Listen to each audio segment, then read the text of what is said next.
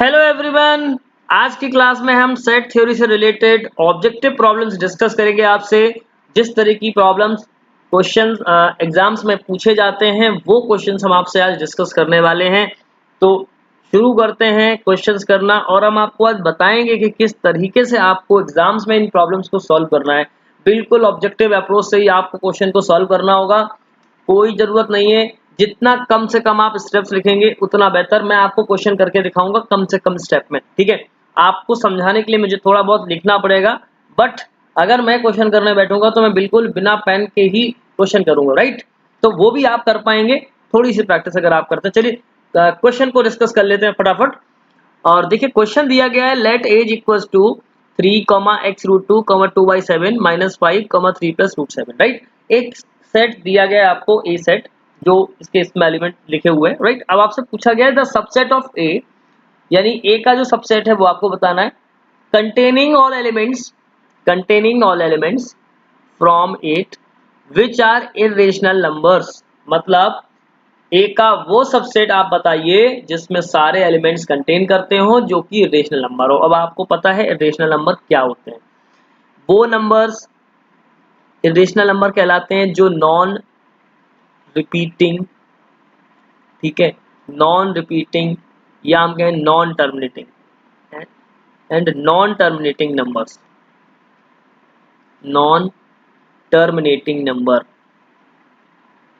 ठीक है। Non terminating से मतलब हमारा कहने का मतलब है जैसे कि हमने लिखा √2, ठीक है, तो आपको पता है √2 क्या होता है, 1.4141, और आगे चलता चला जाता है। आप नहीं कह सकते कि इसके अगले नंबर क्या होगा, अगला डिजिट क्या होगा, नहीं बता सकते। √3 आपको पता है, ठीक है, 1.732। ये तो हम 3 डेसिमल प्लेसेस तक लिखते हैं, लेकिन इसके बाद के डिजिट्स नहीं पता, वो आते रहेंगे, ठीक है।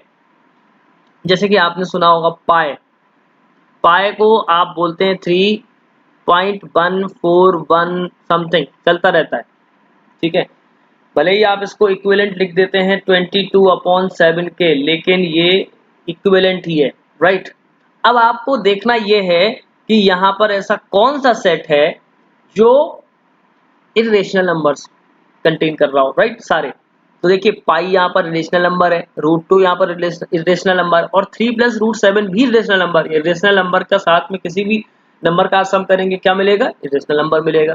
तो ऑब्वियसली ऑप्शन इसका ए ही आंसर करेक्ट हो जाएगा। बाकी किसी भी ऑप्शन में आप देखिएगा आपको कोई ना कोई नंबर ऐसा होगा जहाँ पर रिलेशनल नहीं होगा। तो देखिए आप देख सकते हैं 3 यहाँ पर रिलेशनल नंबर नहीं है, तो ऑप्शन बी कैंसिल हो गया, ठीक है। सी वाला तो ऑब्वियसली आप देख रहे हैं कि हो ही नहीं सकता, और डी वाला भी नहीं हो सकता। तो इस तरह से option A is correct. Clear. चलिए नेक्स्ट क्वेश्चन देखते हैं। The set x such that x - 2 x - 3 > 0, आपको बताना है कि सेट वो कौन सा होना चाहिए, राइट। तो क्या इसके इक्विवेलेंट होगा, तो आप देख सकते हैं x - 2 x - 3 > 0। तो आपको एक इनइक्वालिटी सॉल्व करनी है, मतलब कि आपको x की वो वैल्यूज रखनी है जिस पर ये इनइक्वालिटी या ये इक्वेशन सेटिस्फाइड हो जाए, ठीक है। आप थोड़ा सा समझिए, ये मैंने एक लाइन ली, ठीक है, ये मैंने लिख लिया 2 और ये मैंने लिख दिया 3। आपको 2 और 3, देखो अगर आप 2 से 3 के बीच की वैल्यू रखते हैं, या आप 2 से छोटी वैल्यू रखते हैं, या 3 से बड़ी वैल्यू रखते हैं, तो आपको यही सारी बात चेक करनी है। मान लीजिएगा थोड़ी देर के लिए, देखो अगर आप 2 और 3 रखेंगे, जैसे आप किसी भी इक्वेशन में देखो 2 रख देंगे, अगर आप मान लीजिएगा 2 रख दिया तो 2 - 2 यानी ये 0, तो ये तो आप कह सकते हो 0 > 0 पॉसिबल नहीं है, ठीक है। 3 नहीं रख सकते आप, 2 भी नहीं रख सकते। अब आप देखो छोटी वैल्यू रख सकते हो क्या, 2 से छोटी वैल्यू रख सकते हो क्या, हाँ, 1 - 2 रखा, ठीक है, 1 - 3 रखा, तो यहाँ पे माइनस जो भी आएगा -1, -2 > 0, ऑब्वियसली बिल्कुल होगा, ठीक है। आप अब देखिए 2 से छोटी वैल्यू आप बिल्कुल रख सकते हो, कोई प्रॉब्लम नहीं है, पर 3 से बड़ी वैल्यू रखने में कोई प्रॉब्लम तो नहीं है। हम ये भी चेक कर लेते हैं। देखो तो आपने रखा 3 - 2, ठीक है, मल्टीप्लाई 3, सॉरी 4 - 2, 3 नहीं रख सकते हैं, 4 रख लीजिएगा, 4 - 3, ठीक है, तो बिल्कुल बिल्कुल > 0 मिल रहा है। लेकिन क्या 2 से 3 के बीच की वैल्यू आप रख सकते हो क्या, देख सकते हैं। मान लीजिएगा आपने रखी 2.5 सपोज, तो 2.5 माइनस 2, बट 2.5 माइनस 3, यहाँ पर प्लस माइनस होगा तो ये ग्रेटर देन 0 की इनइक्वलिटी को फुलफिल नहीं कर सकता, यानी यहाँ से लेकर के यहाँ तक की वैल्यूज हम नहीं ले सकते। मतलब या तो हम यहाँ से लेकर के यहाँ तक की वैल्यू ले सकते हैं, यहाँ से ले, देखिए मैं इसको अलग कलर से बता रहा हूँ, यहाँ से लेकर के यहाँ तक की वैल्यू ले सकते हैं और यहाँ से लेकर के यहाँ तक की वैल्यू ले सकते हैं। तो आप समझ पा रहे हो कि सॉल्यूशन सेट क्या हो जाएगा, मैं देखिए यहाँ पे बता रहा हूँ इसको। तो ये हो जाएगा माइनस इन्फिनिटी टू,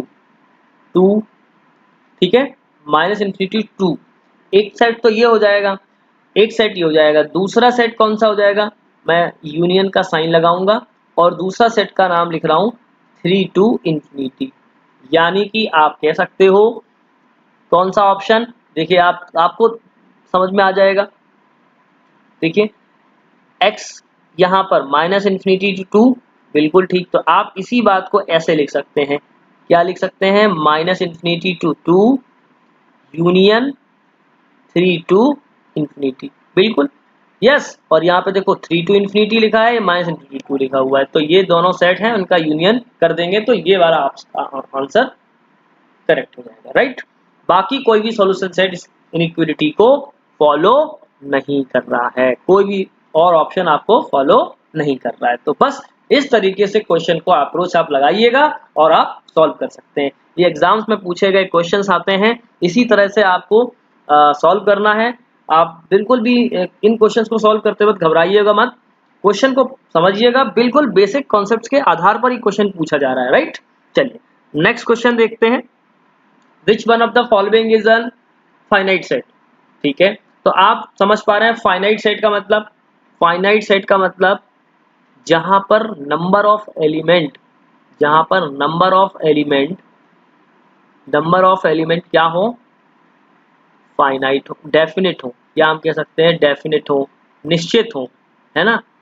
मान लीजिएगा आपको उसकी कार्डिनलिटी पता हो, ठीक है, कार्डिनलिटी से मतलब नंबर ऑफ एलिमेंट्स आपको पता हो, राइट। तो अब आप देख सकते हैं option A, x belongs to integer, x less than 1, ठीक है। अब देखो एक सिंपल सी बात है, x इंटीजर हो सकता है, ठीक है, लेकिन x लेस देन 1, तो x 1 से तो बहुत छोटे कितने भी सारे नंबर्स हो सकते हैं। तो ये जो नंबर का ये जो सेट है वो है इनफाइनाइट, ठीक है। अगला वाला x belongs to real number में, x की वैल्यू 0 से 1 के बीच में, तो भाई 0 से लेकर के, देखिए 0 से लेकर के 1 के बीच में कितनी वैल्यूज हो सकती हैं, इनफाइनाइट हो सकती हैं, आपको नहीं पता, क्लियर। सेम, तो ये भी नहीं होगा, ये भी नहीं होगा। ऑप्शन सी देखिएगा, x belongs to natural number, x greater than 5, तो 5 से तो बड़ी कितनी कितनी भी बड़ी वैल्यू हो सकती है, right. But option D is finite, why, x is an even prime, तो आपको पता है even prime is only 2 is even prime, right. तो ऐसा सेट ये क्या है, फाइनाइट सेट है, जहां पर इन नंबर ऑफ एलिमेंट्स फिक्स हो, बाकी किसी में भी नंबर ऑफ एलिमेंट फिक्स नहीं है, क्लियर। चलिए अगला क्वेश्चन देखते हैं, which of the following pairs of set in is disjoint, ठीक है। डिसजॉइंट सेट का मतलब आपको बताना है, वो ये, मान लीजिएगा किसी भी सेट, कोई भी सेट डिसजॉइंट्स कब होते हैं, जब उनका इंटरसेक्शन 5 हो, मतलब नो कॉमन एलिमेंट्स, राइट। हमने आपको बताया था दो सेट डिसजॉइंट तभी होंगे जब उनके बीच का, ये दो मैंने अलग अलग सेट ले लिए थे, ये A है ये B है, इन दोनों के बीच में कोई भी कॉमन एलिमेंट्स नहीं है, मतलब 5, क्लियर। तो आप देख सकते हो यहाँ पर कौन सा ऐसा सेट आपको दिख रहा है, देखिए 0 1 2 में 0 यहाँ पे मिल गया, मतलब ये नहीं होगा, ठीक है। 1 3 4 5 में 3 मिल गया, ये भी नहीं हो सकता। 1 3 5 7 ये भी नहीं हो सकता, मतलब कौन सा मिलेगा यहाँ पर, क्योंकि 1 2 3 अलग है और -1 -2 -3 अलग है, तो ये वाला सेट जो है वो है डिसजॉइंट सेट, तो ऑप्शन डी इज करेक्ट। आप बिना पेन चलाए ही इसका आंसर दे सकते हैं, देखिए मैं आपको सिर्फ समझाने के लिए लिख रहा हूँ यहाँ पर, अदरवाइज लिखने की जरूरत ही नहीं है, जो क्वेश्चन बोल रहा है बस आप देखते जाइए तुरंत ऑप्शन और उसका आंसर आप दे पाएंगे, राइट। अगर आपने थोड़ी सी प्रैक्टिस की है और थोड़े से कॉन्सेप्ट्स को आपने समझ रखा है, ठीक है। अगर आप पहली बार देख रहे हो तो मैं चाहूंगा कि आप इससे पहले मेरी पूरी थ्योरी की क्लासेस देख लें और उसके बाद इन क्वेश्चंस को जब आप सॉल्व करने बैठेंगे तो स्वयं खुद भी सॉल्व कर लेंगे, राइट। चलिए अगला क्वेश्चन देखते हैं। Let A is equals to 0 1 3 4, ठीक है। B is equals to this, ठीक है। और सी आपको ये दिया गया, राइट। आपसे कहा गया A intersection B union C. देखिए मैं आपको बिल्कुल ओरली करके बताऊंगा, राइट। ए इंटरसेक्शन बी में आप देखिए सबसे पहले तो कॉमन एलिमेंट्स कौन कौन से थे। 1 कॉमन एलिमेंट है, ठीक है। फिर 3 कॉमन एलिमेंट है, ठीक है। 0 था नहीं, 4 भी नहीं है, तो 1 और 3 का यूनियन आपको किसके साथ करना है, इसके साथ करना है। तो बस आप बोल सकते हैं 0 1 2 3 4, ठीक है। 0 1 2 3 4 9 13, yes, B option is correct. आप सीधा करिएगा, ठीक है। मैं आपको एक बार आंसर मैंने आपको बता दिया, फिर भी मैं आपको एक बार करके बता देता हूं कैसे होगा। तो सबसे पहले आप निकालिएगा A intersection B. A intersection B कैसे निकालेंगे, तो देखिए 0 1 3 4 का इंटरसेक्शन आपको किसके साथ करना है, 5 6 1 3 और 9 के साथ, ठीक है। अब आपको क्या कॉमन कॉमन एलिमेंट्स कौन कौन से हैं, देखिए 1 है, 1 है और 3 है, ठीक है, और 3 है। बस इसके अलावा आपको कोई भी नहीं मिलेगा, राइट। कोई भी एलिमेंट्स आपको कॉमन नहीं मिलेगा। तो A intersection B equals to क्या मिला, 1 और 3, ठीक है। अब आपको क्या निकालना था, A intersection B union C. तो मतलब आपको करना है 1 3 का यूनियन किसके साथ करना है, देखिए किसके साथ करना है, 0 1 2 3 4 9 13, ठीक है।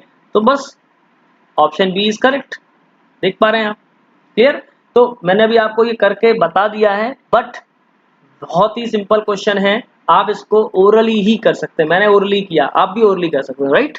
चलिए नेक्स्ट क्वेश्चन देखते हैं। अगला क्वेश्चन आप खुद भी कर सकते हैं। देखिए 1 2 3 4 5 ए सेट दिया गया है, बी सेट आपको 2 4 6 8 दिया गया और सी 3 4 5 6 दिया गया। आपको ए यूनियन बी निकालना है।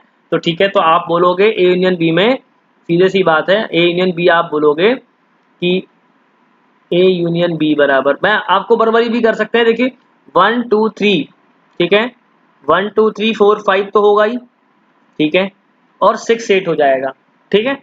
1 2 3 4 5 6 8 हो जाएगा। उसका इंटरसेक्शन किसके साथ करना है, 3 4 5 6। तो देखिए एक तो आपको मिलेगा 5 कॉमन मिलेगा, 6 कॉमन मिलेगा, 3 कॉमन मिलेगा, तो 4 कॉमन मिलेगा, यानी 3 4 5 6 is common. Option B is correct, option B is correct, yes, बिल्कुल। चलिए मैं आपको फिर भी एक बार बता देता हूं करके कैसे होगा। 1 2 3 4 5, ठीक है, ठीक है, इसका 6 और 8, क्योंकि जो लोग पहली बार देख रहे हैं हमारे इस वीडियो को उनको भी समझ में आएगा। अब उसका इंटरसेक्शन मुझे सी के साथ करना है, ठीक है। तो A union B intersection C, मतलब आपको 1 2 3 4 5 6 8 का इंटरसेक्शन करना है, किसके साथ, 3 4 5 6 के साथ में करना है। तो देखो बिल्कुल क्लियर है क्या, कि देखो 3 3 4 5 6 ये मिल रहा है, 3 4 5 6 बिल्कुल। तो option B is correct, clear. चलिए अब एक क्वेश्चन है, इफ ए सबसे A intersection B equals to A. अब मतलब ए और बी का इंटरसेक्शन अगर ए है तो उस कंडीशन में क्या ऑप्शन, आप देख, सीधी सिंपल सी बात है, आपको दिख रहा है, अगर ए सबसेट बी होगा तो ही ए इंटरसेक्शन बी बराबर ए आएगा। मैंने आपको बताया था, ये मेरा, हमने जब हम सबसेट डिस्कस कर रहे थे तब हमने आपको बताया था, ठीक है। तो तभी पॉसिबल है जब ए सबसेट बी का होगा तो A intersection B equals to A, मतलब ए और बी दोनों का इंटरसेक्शन करने पर ए तभी मिलेगा, क्लियर, जब ए सबसेट होगा बी का, क्लियर। सबसेट आपको पता है, तो मुझे लगता है इसका डिस्कशन करना रिक्वायर्ड नहीं है यहाँ पर, राइट। नेक्स्ट क्वेश्चन है, let x is equals to 1 2 3 4 5 6 7 8 9 10 be the universal set and a is equals to 2 4 6 b is equals to 1 3 7 then a complement intersection b complement is equal to, आप इसको खुद भी कर सकते हैं, आपको पहले a complement बताना है फिर b complement बताना है, दोनों का इंटरसेक्शन बताना है, ठीक है।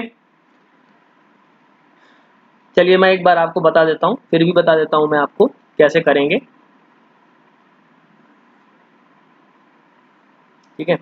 चलिए यहां पर मैं सबसे पहले क्या निकालूंगा, a कॉम्प्लीमेंट, तो a कॉम्प्लीमेंट बराबर क्या हो जाएगा, वो एलिमेंट जो x में है a में नहीं है, ठीक है। तो मैं कहूंगा a कॉम्प्लीमेंट 1 3 5 7 8 9 10, ठीक है। b कॉम्प्लीमेंट निकाल लेते हैं, b कॉम्प्लीमेंट कैसे निकलेगा, तो ये हो जाएगा 2 है ना, और 4 5 6 और ये जाएगा 8 9 और 10। अब आपको क्या बताना है, a complement intersection b complement. देखो सिंपल सी बात है, a कॉम्प्लीमेंट b कॉम्प्लीमेंट का इंटरसेक्शन में क्या क्या कॉमन है, देखिए यहाँ पर 5 कॉमन है, ठीक है, लिख लीजिएगा 5, फिर 8 कॉमन है, बिल्कुल 8 कॉमन लिख लीजिएगा आप, ठीक है। फिर 9 और 10 दोनों ही कॉमन दिख रहे हैं, 9 और 10 दोनों ही कॉमन दिख रहे हैं, इसके अलावा आपको कोई भी एलिमेंट ऐसा नहीं है जो इन दोनों में कॉमन है, तो बस option D is correct. Clear, very simple.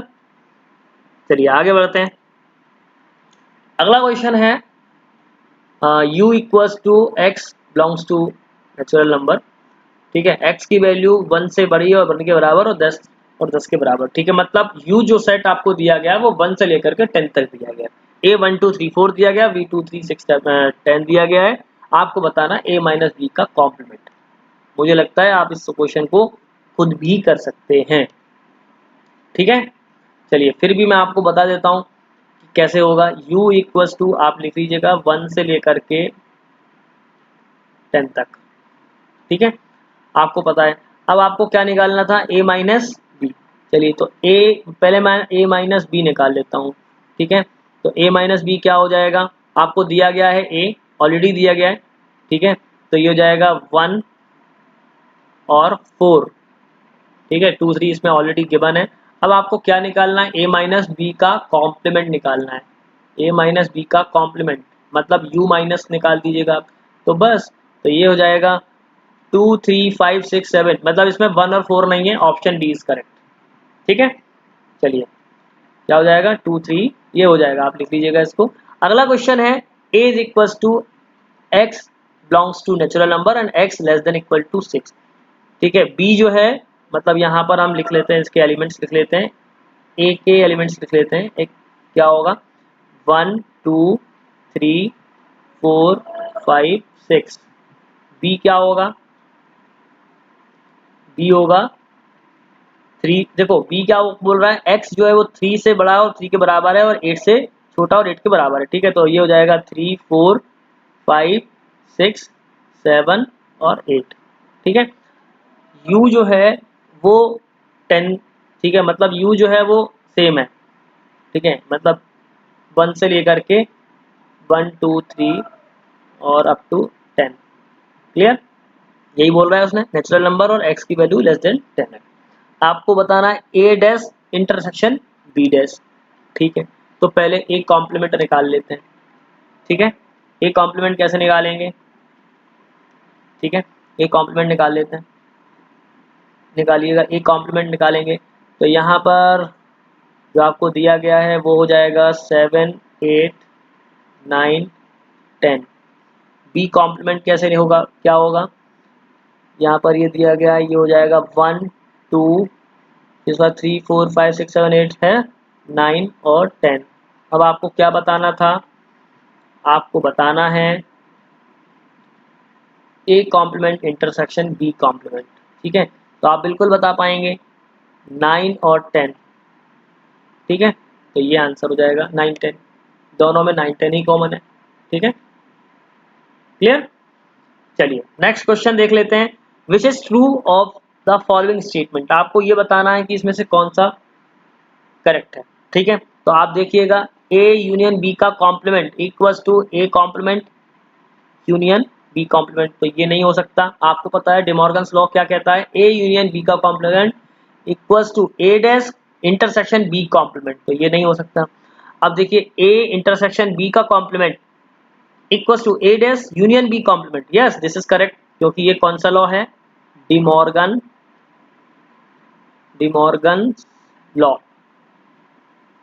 ठीक है, बाकी देखिएगा ए यूनियन बी का कॉम्प्लीमेंट, देखो ये भी गलत है और ये भी गलत है, तो option B is correct. Clear, चलिए आगे बढ़ते हैं।